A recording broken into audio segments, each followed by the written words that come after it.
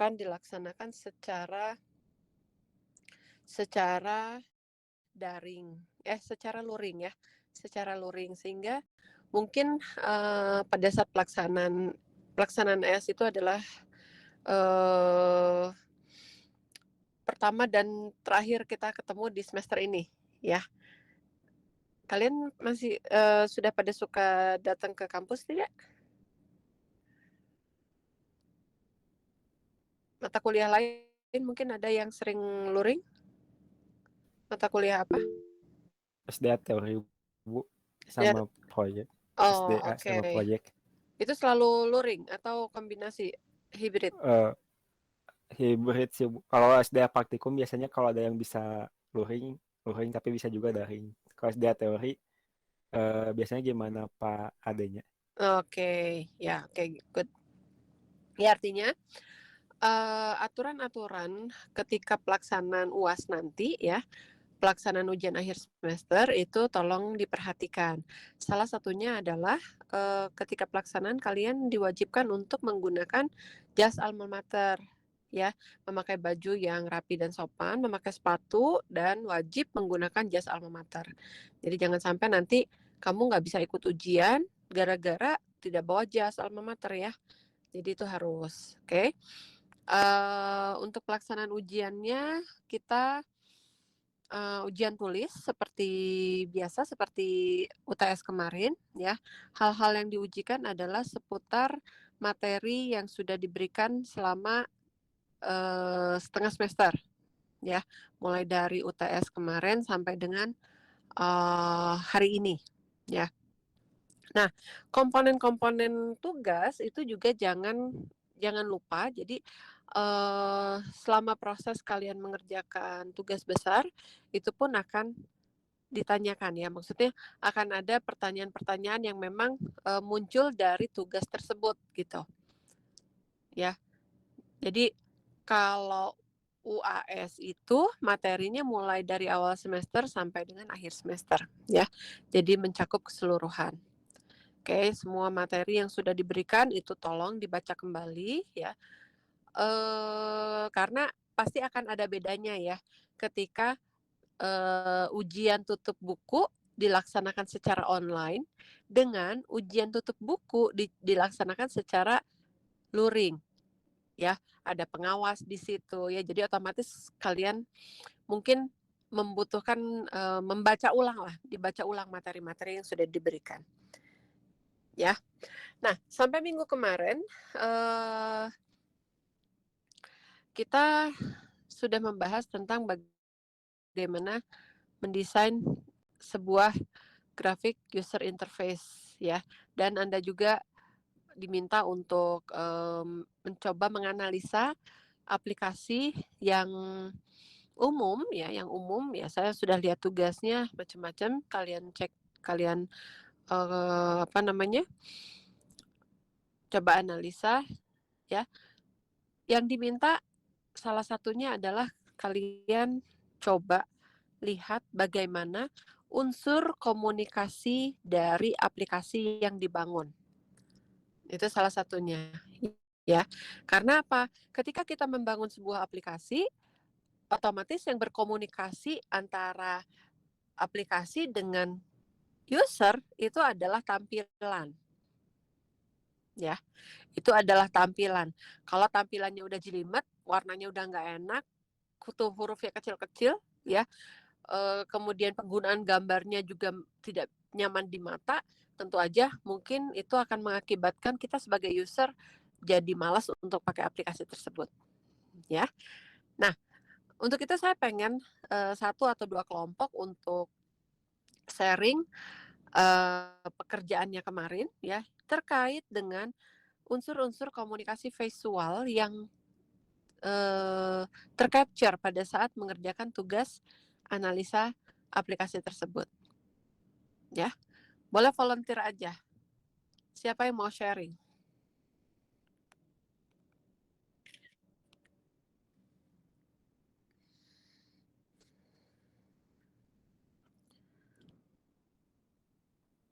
Ya, mungkin kalau bingung gini, misal ya, Kalian menganalisa sebuah aplikasi. Yang kalian lihat pertama apa sih? Warna misalnya. Ya. Warna itu adalah suatu unsur yang sangat penting dalam komunikasi secara visual. Oke. Karena warna itu merupakan unsur yang dapat menjadi sebuah penanda atau suatu ciri khas dalam suatu desain tertentu. Ya.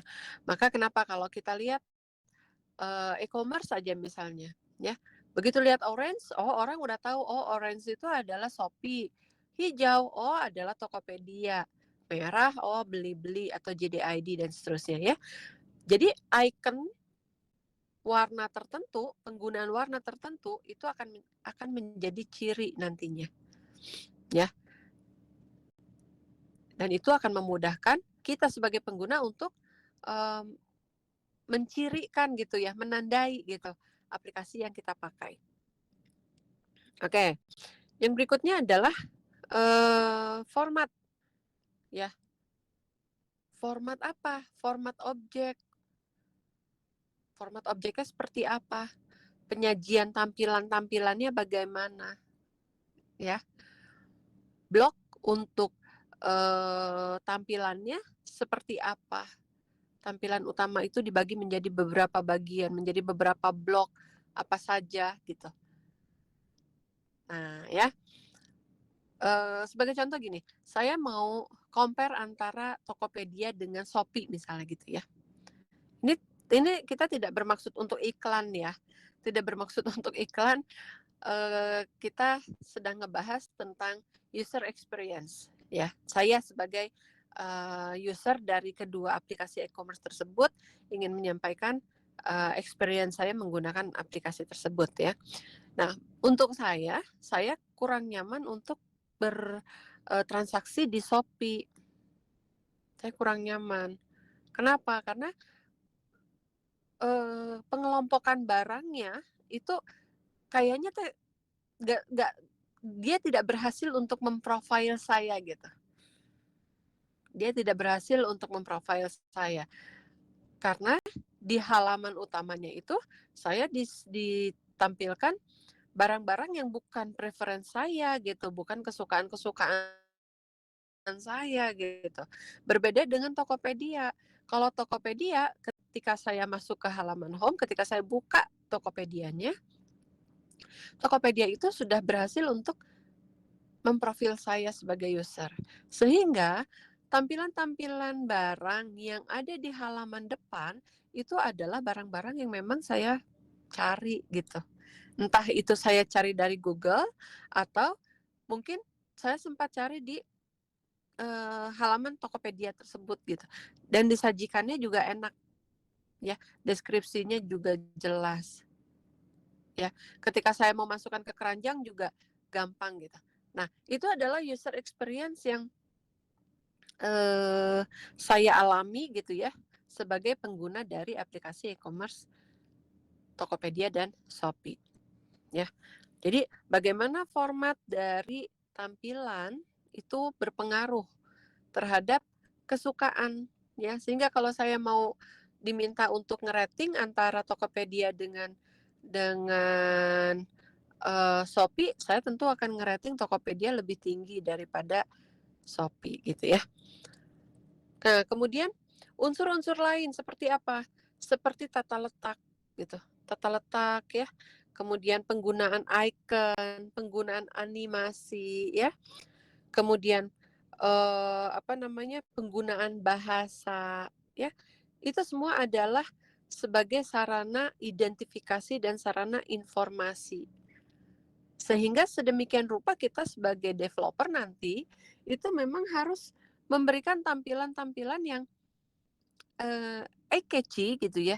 Orang mudah untuk mengingat, orang mudah untuk menggunakan ya, supaya kita akan menjadi pengguna yang loyal. Selain menjadi pengguna yang loyal, tentu saja kita akan menjadi dalam tanda kutip referralnya mereka gitu. Otomatis saya akan mereferensikan kan, oh kalau mau beli barang ini di mana, oh pakai Tokopedia aja, oh pakai Shopee aja gitu ya.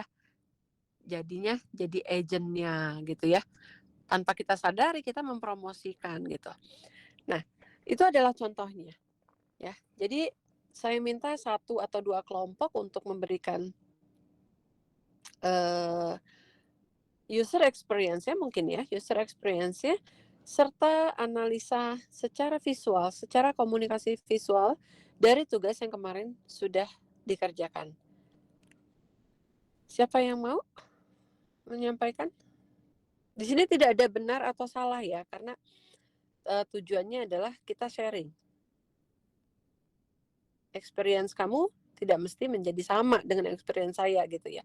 Demikian juga experience teman kamu dengan teman yang lainnya boleh-boleh aja beda karena kita ngobrol tentang selera.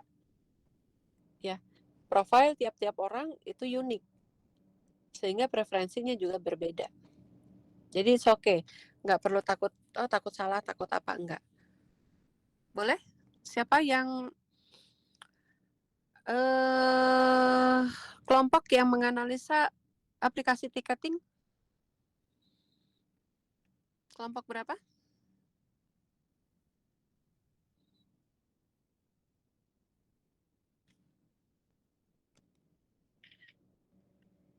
Aplikasi ticketing?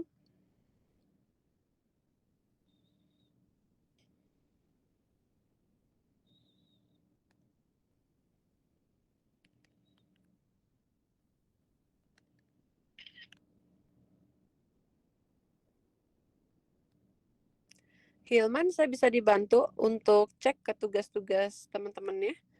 Aplikasi ticketing kelompok berapa ya?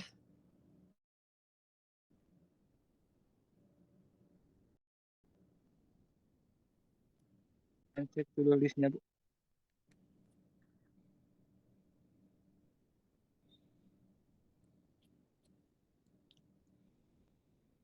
Teman-temannya tidak perlu menunggu dicek harusnya ya. Untuk yang aplikasi Tix ID, Bu, kelompok Yes. 1A. Oke, kelompok 1A ada. Masa lupa yang ngerjain?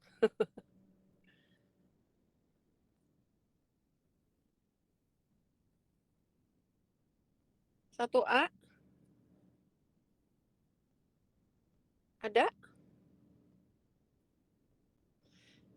Siapa anggotanya Hilman? Tolong, minta tolong dicek.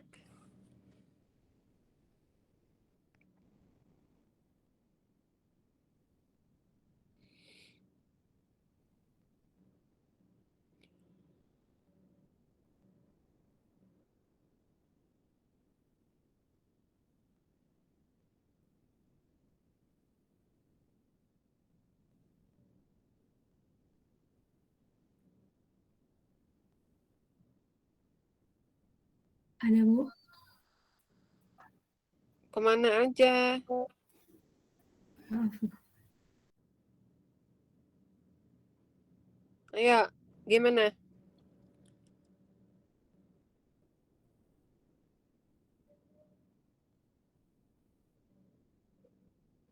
Boleh sambil ditampilkan gambar flowchart-nya ya. Boleh sambil ditampilkan flowchart-nya.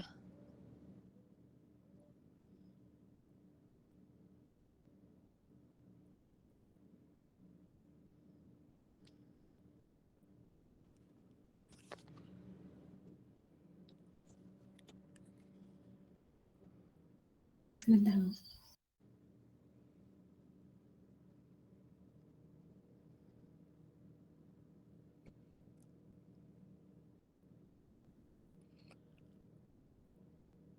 Tampilan aplikasinya juga boleh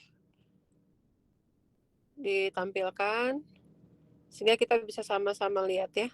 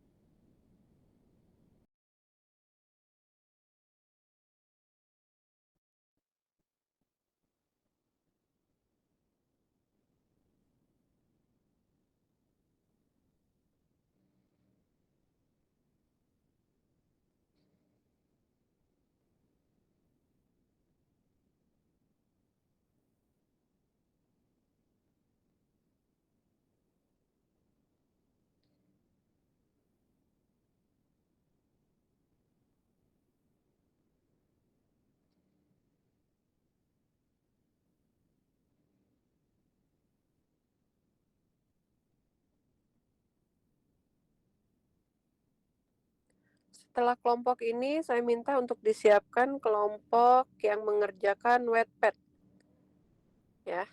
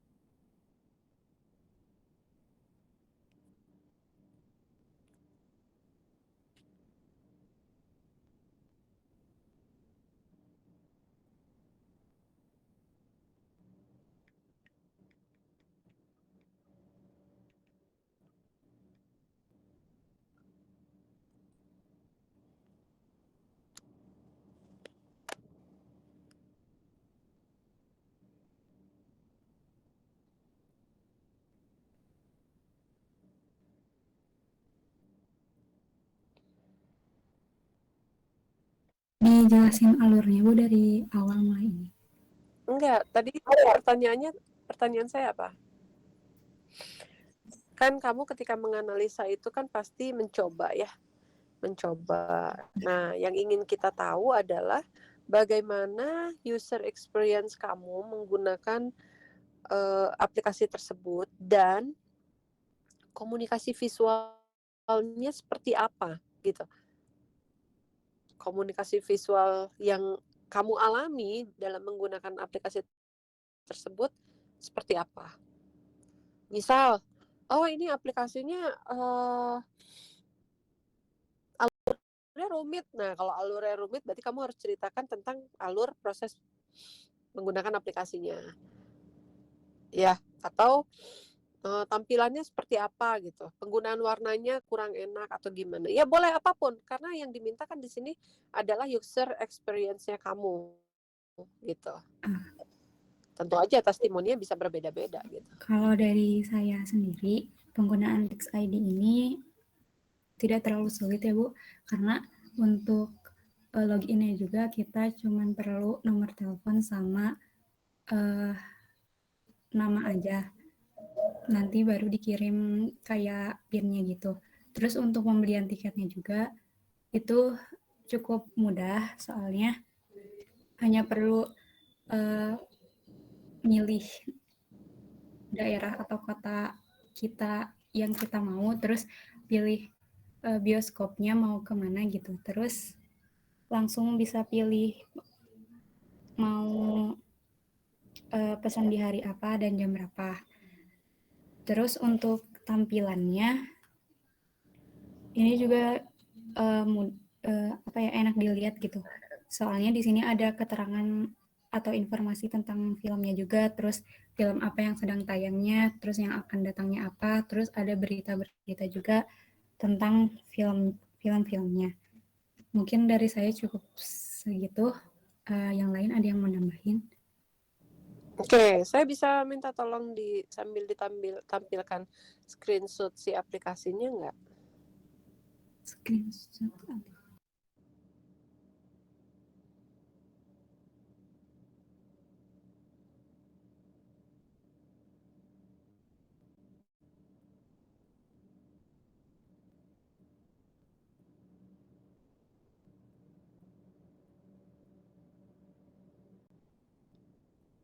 Kalau di share screen dari aplikasi di HP boleh Bu?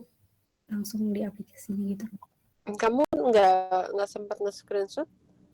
Enggak Bu, jadi kita ngikutin alurnya juga dari mulai login, bikin akun kayak gitu-gitu pas buat flowchart ini. Oke. Oke, ya udah. Ya, bisa di close Maze-nya.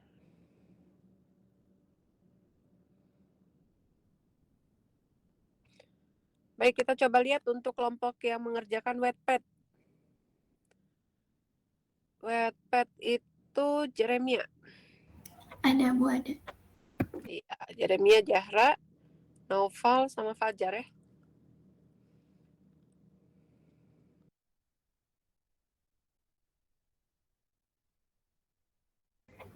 Sebentar Bu, sedang menyiapkan dokumennya.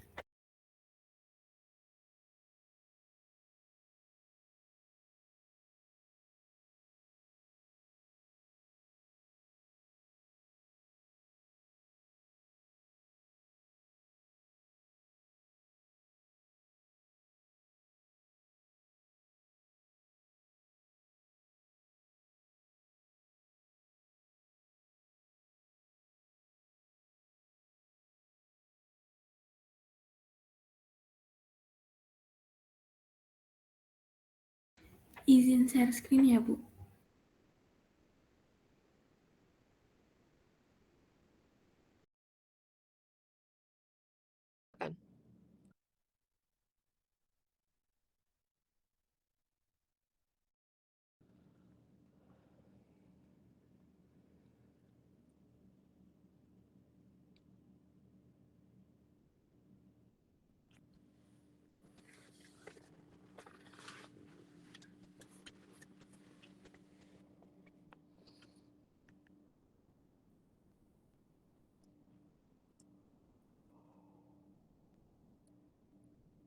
View-nya boleh digedein ya.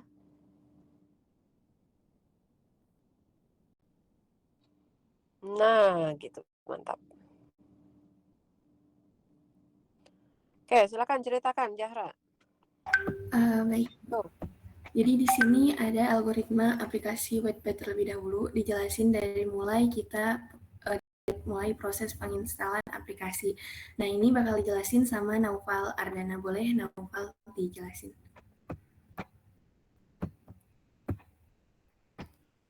Baik, untuk pertama-tama kita perlu masuk ke Play Store atau App Store terlebih dahulu, lalu kita cari aplikasi Wattpad tersebut. Ketika sudah ditemukan, download dan install. Ketika sudah berhasil diinstal, maka kita akan masuk ke aplikasinya.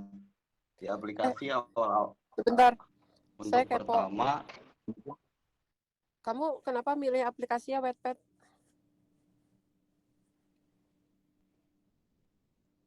Karena kita milih aplikasi Wattpad juga karena kita sudah terbiasa ya Bu, pernah digunakan juga oleh beberapa gitu. Sip.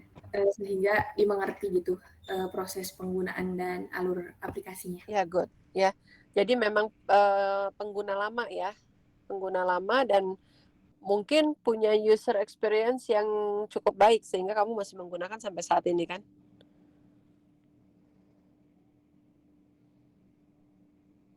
Iya Bu. Oke, lanjut. nah ketika udah masuk di aplikasinya, kita bakal dihadapin dengan dua pilihan. Kalau kita sudah punya akun, kita tinggal login kan saja gitu akunnya, tinggal masukin username sama passwordnya. Nah, kalau belum punya akun, kita buat akunnya terlebih dahulu. Di sini kita perlu memasukkan email, terus nama pengguna, lalu kata sandinya, lalu tanggal lahir kita. Kita buat dulu akunnya. Ketika sudah terbuat, maka akan ada beberapa pertanyaan gitu untuk mencocokkan gitu. Kita tuh sukanya seperti apa gitu, sehingga nanti ketika ditampilkan di aplikasinya tuh bacaannya tuh sesuai dengan apa yang kita mau gitu. Misal kayak pertanyaan ya, kita suka menulis atau apa, ketika udah itu bakal ditanya umur kita berapa gitu. Sehingga nanti juga disesuaikan gitu ketika di aplikasinya tuh sesuai gitu sama apa yang kita sukanya gitu. Lalu ketika udah masuk ke halaman awal, kita bakal ditawarkan gitu untuk kita mau premium atau enggak gitu. Udah mungkin dipotong dulu ya. Nah, sebelum itu nanti setelah diarahkan ke sini, kita akan masuk ke dashboard dari aplikasinya. Di dashboard di aplikasi itu ada iklan dari aplikasinya seputar film yang ditayangkan gitu melalui buku yang difilmkan di aplikasi ini. Kemudian ada rekomendasi buku-buku yang mungkin akan kita sukai sesuai dengan tadi minat yang telah kita baca. Selanjutnya di sini ada penjelasan mengenai fitur-fitur aplikasi dari Wattpad-nya. Yang pertama ini adalah gambar home, ini adalah tampilan dashboard, di mana tampilannya seperti ini. Kemudian di sini juga ada fitur search, yang mana ketika kita mengklik fitur search ini, maka ada fitur untuk mencari buku yang ingin kita baca. Di sini juga ada beberapa genre yang bisa kita pilih.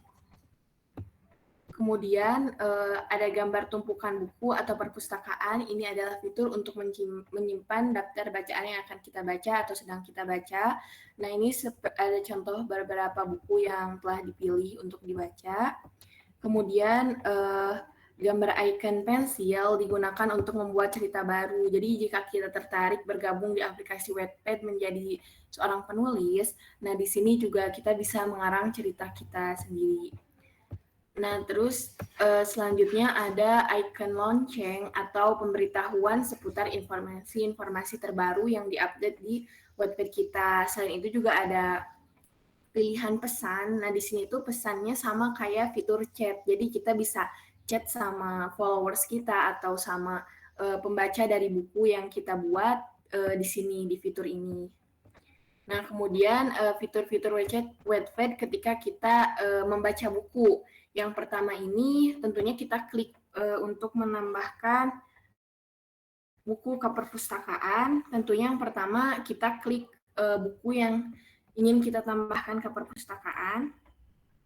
Kemudian setelah itu klik button atau tambah dan tambahkan ke perpustakaan pribadi atau Anda dapat menambahkannya ke daftar reading list. Nah, kalau di daftar reading list ini nanti bakal ada di laman awal profil kita. Ketika orang lain melihat profil kita, maka akan ada daftar bacaan yang kita baca gitu. Tapi kalau misalnya di perpustakaan pribadi hanya terdapat di perpustakaan kita pribadi yang ini aja, nggak akan muncul di profil kita seperti itu.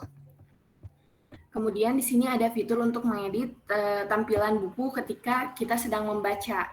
Yang pertama kita perlu klik icon yang ini, A besar dan A kecil, yang ada di toolbar Wattpad bagian atas sebelah kanannya. Nah, nanti akan muncul beberapa fitur. Yang pertama ada kita bisa milih background warna untuk tampilan background ketika kita membaca buku, kemudian mengecilkan dan memperbesar font baca, ada pilihan font, dan juga ada pengaturan lainnya, yang mana di dalam pengaturan lainnya ini seperti cara men-slide bacaan, apakah kita mau menggulirnya ke bawah atau menggulirnya ke samping, seperti itu. Nah, pada aplikasi Wattpad ini terdapat dua pilihan akun. Yang pertama ada reguler dan juga premium. Untuk reguler atau gratis gitu, biasanya buku yang dibaca secara offline itu terbatas, hanya 25 buku saja, dan terdapat akses iklan yang banyak dengan durasi yang lumayan lama. Tetapi ketika kita membaca buku dengan akun premium, maka kekurangan di akun yang reguler tadi tidak akan dirasakan. Nah, untuk cara mengaktifkan akun premiumnya seperti apa, ini akan dijelaskan oleh Muhammad Naufal Ardana. Boleh dilanjut, Opal.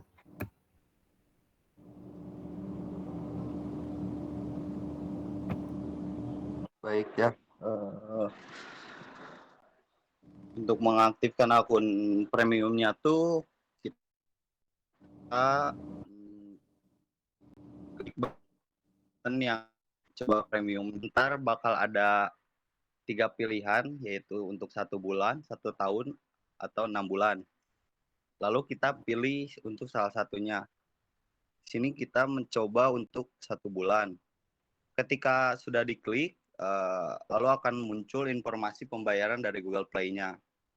Lalu bakal ada tagihan setiap bulannya ke akun Google Play-nya.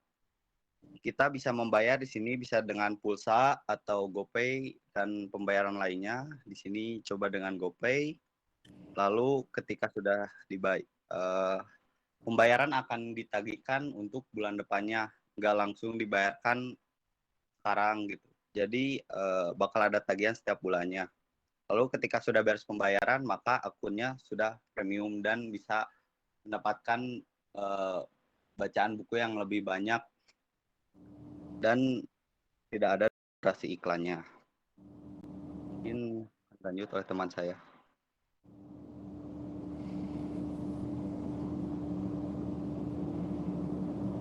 Baik, selanjutnya ada Arur GUI-nya yang telah dibuat dan akan dijelaskan oleh Jeremia Edwin dan juga Nasrullah Fajar. Boleh untuk Edwin dan Nasrullah.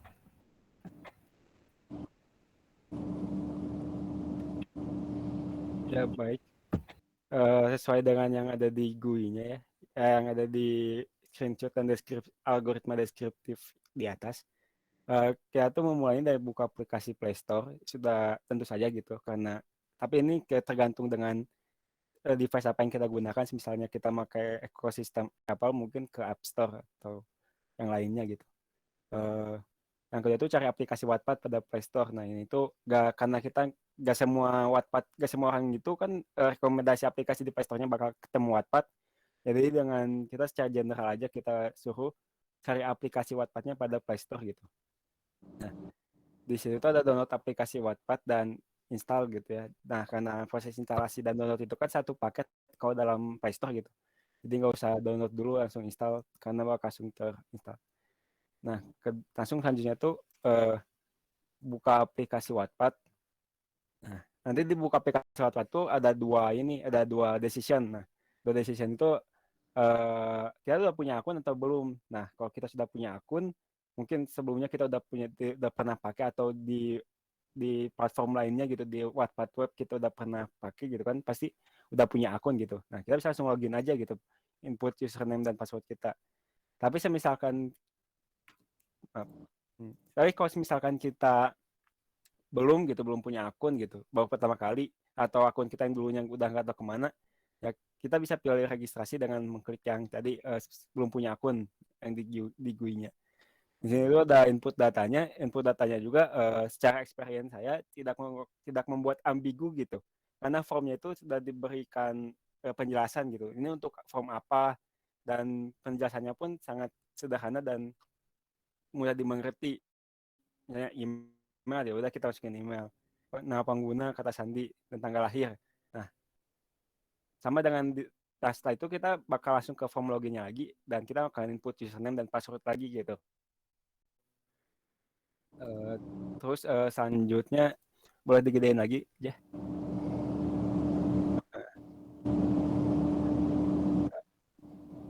Ke bawah lagi. Nah, udah itu kan kita bakal masuk ke dashboard. Nah, di sini kita ada decision. Untuk kasus ini kita decisionnya itu ada dua, yaitu kita ingin tambah buku ke perpustakaan atau ke mengaktifkan premium gitu. Nah, di sini kita coba dulu yang menambahkan buku ke perpustakaan, dan dengan cara mengklik bukunya gitu kan. Secara experience juga, kalau menggunakan fitur help juga sudah bisa mengerti gitu kalau ini tuh caranya menambahkannya tuh gampang. Nah, itu salah satu kelebihannya gitu, karena menghemat waktu kita daripada harus membaca help-nya gitu, atau frekuensi ask question-nya gitu untuk menambah.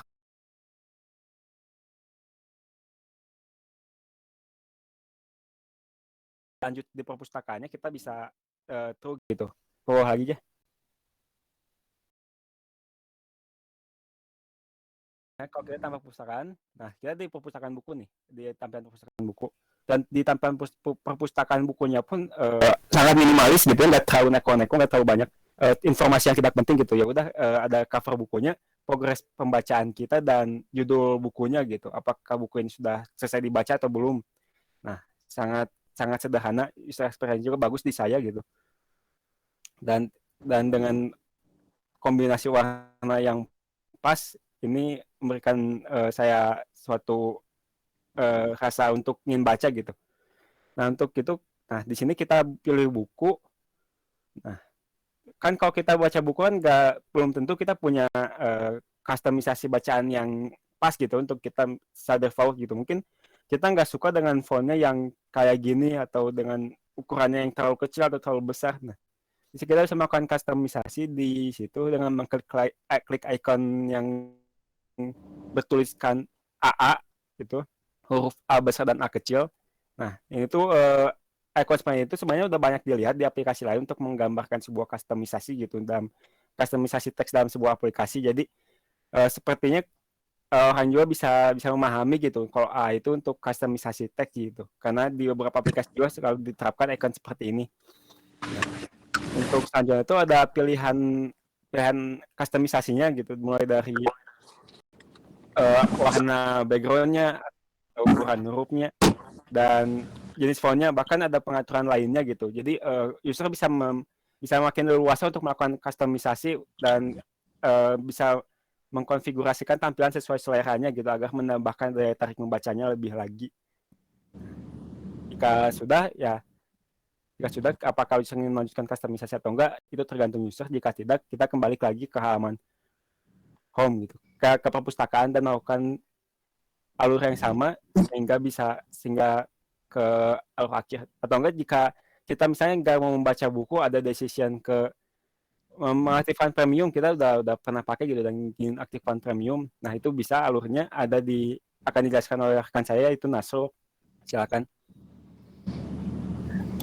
Ya baik, untuk mengaktifkan akun premium, yang pertama itu dengan mengklik button coba premium. Lalu setelah mengklik button tersebut, maka akan masuk kepada pilihan untuk durasi premiumnya. Apakah akan 1 bulan, 6 bulan, atau 1 tahun. Nah, jika sudah memilih, nanti akan masuk ke metode pembayaran. Nah, di mana di metode pembayaran ini kita akan diberitahu awal dari kita tanggal berlangganan itu hari apa, sampai nanti berakhirnya itu di tanggal berapa gitu. Dan karena si aplikasi ini itu berlangganannya itu di Play Store, jadi kita itu bisa membatalkan si langganannya itu kapan aja gitu. Dan kalau berlanjut pun nanti di 2 hari sebelum berakhir langganan itu akan diberi pemberitahuan gitu oleh aplikasinya untuk membayar tagihan untuk bulan selanjutnya. Nah, untuk setelah melakukan pembayaran, maka akun sudah menjadi akun premium.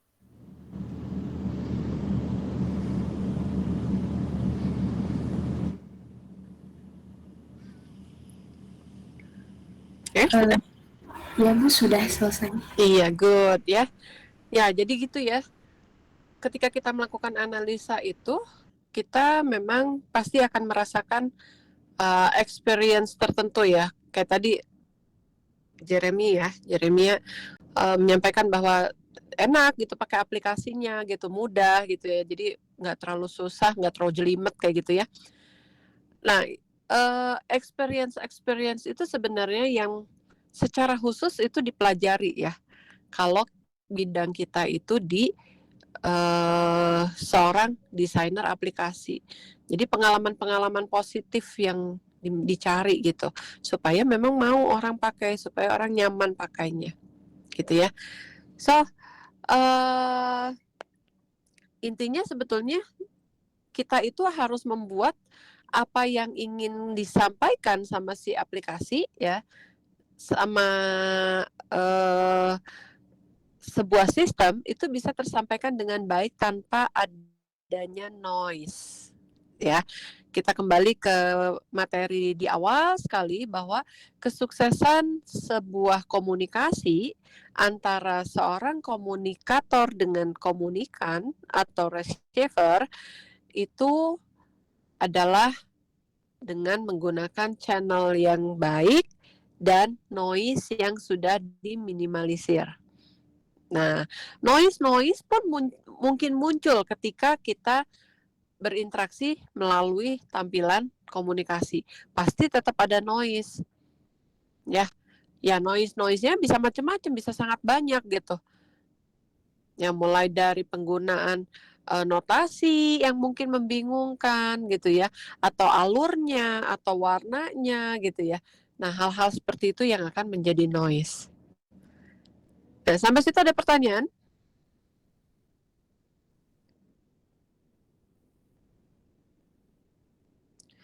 Oke, saya minta maaf untuk hari ini.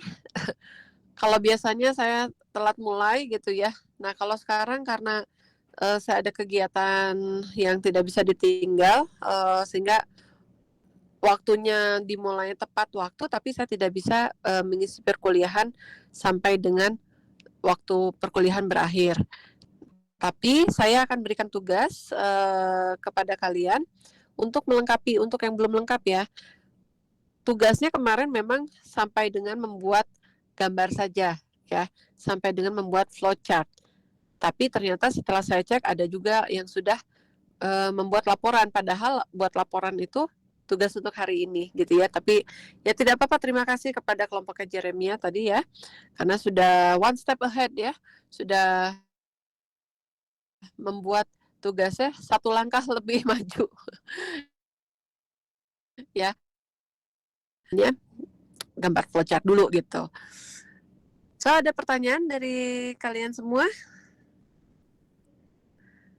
Kalau tidak ada, maka saya minta untuk semuanya sampai jam kelas berakhir ya, masih ada waktu 1 jam ke depan, itu lengkapi tugas membuat analisanya dalam bentuk laporan. Ya. Dalam bentuk laporan. Laporannya seperti apa? Seperti yang barusan sudah dipresentasikan sama kelompoknya Jeremia ya. Kamu pasangkan screenshot-nya, tampilan awalnya apa saja yang diinputkan gitu ya. Kemudian setelah tampilan awal itu ke halaman mana. Jika ada decision maka dari mana ke mana, jika apa gitu ya. Itu dibuat laporannya. Ada pertanyaan?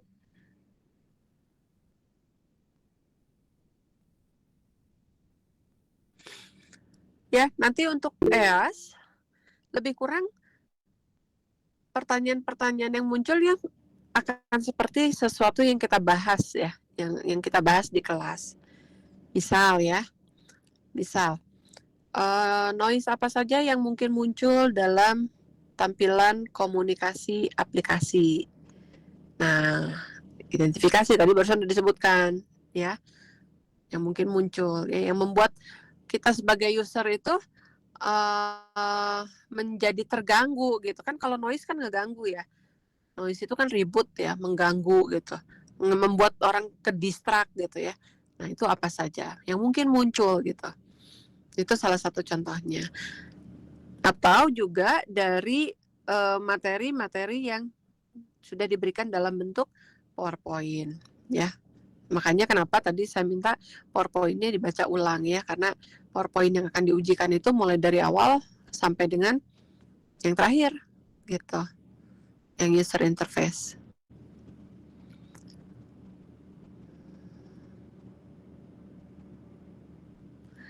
Oke, ada pertanyaan?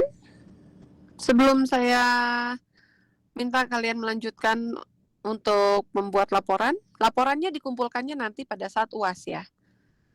Tapi tidak perlu hard copy ya. Jadi boleh ditunggu sampai malam untuk mengirimkan laporannya. Jadi paginya kita ujian dulu, ujiannya secara luring, maka malamnya kamu kirimkan laporan ke email saya. Masing-masing kelompok, tidak di kolektif lagi ya. Masing-masing kelompok. Izin bertanya. Silakan. Untuk pengumpulannya itu perwakilan saja? Ya, perwakilan saja. Tentu saja kalau kamu mengirimkan tugas mewakili kelompok, itu semua kelompok harus kamu sisi. Ya, harus kamu sisihkan. Supaya teman-temanmu tahu juga bahwa tugasnya sudah dikirim. Ada pertanyaan lain?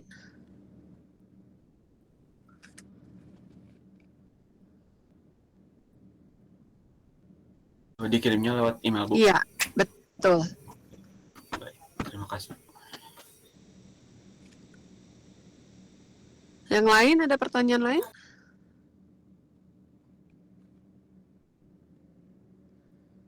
Baik, cukup jelas ya berarti ya. Tidak ada yang salah tugasnya ya, semuanya benar. Hanya mungkin tugas yang lalu itu masih sampai membuat gambar. Nah, hari ini kita lengkapi, kalian lengkapi dengan menambahkan gambar tersebut dan dikemas menjadi sebuah laporan. Laporan apa? Tentu saja laporan analisis ya. Laporan analisis. Nah, yang namanya analisis itu sebenarnya gini. Yang namanya analisis itu kita nggak perlu takut, oh ini harus sama semua hasil analisanya, enggak gitu ya. Jadi hasil analisa itu, karena analisa kan berdasarkan pengamatan, berdasarkan experience. Banyak hal-hal yang non-teknis yang terlibat di dalam pengamatan tersebut. Ya, sehingga tentu saja tidak ada batasan, oh ini harus begini, hasilnya harus begitu, gitu ya. Tidak. Jadi hasilnya pasti bisa beda-beda, gitu. Sehingga di dalam dokumen nanti boleh aja masing-masing anggota kelompok itu memberikan hasil analisa pribadinya gitu. Ya boleh. Masing-masing anggota kelompok memberikan hasil analisa pribadinya terhadap aplikasi tersebut, karena boleh tidak sepakat kan gitu dengan anggota kelompok yang lainnya. Jadi nanti dituliskan aja, misalnya Hilman user experience-nya berpendapat begini gitu ya, boleh. Meisha apa gitu ya, beda-beda. Boleh seperti itu. Ya.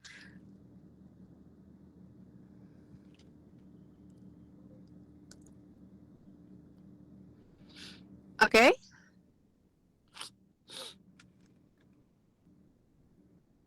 Masih ada waktu sekitar 50 menit, jadi saya minta kalian semua bekerja secara kelompok kecil ya, secara online, lalu lakukan bagi tugas dan finalisasi tugas tersebut menjadi laporan ya. Baik, kalau tidak ada pertanyaan atau jika ada pertanyaan pun kalian bisa gunakan grup WhatsApp ya untuk bertanya ya. Silakan kembali bekerja secara berkelompok. Pertemuan online dengan saya selesai. Terima kasih atas perhatian Anda semua. Assalamualaikum warahmatullahi wabarakatuh. Waalaikumsalam warahmatullahi wabarakatuh. Terima kasih, Bu. Terima kasih, Bu.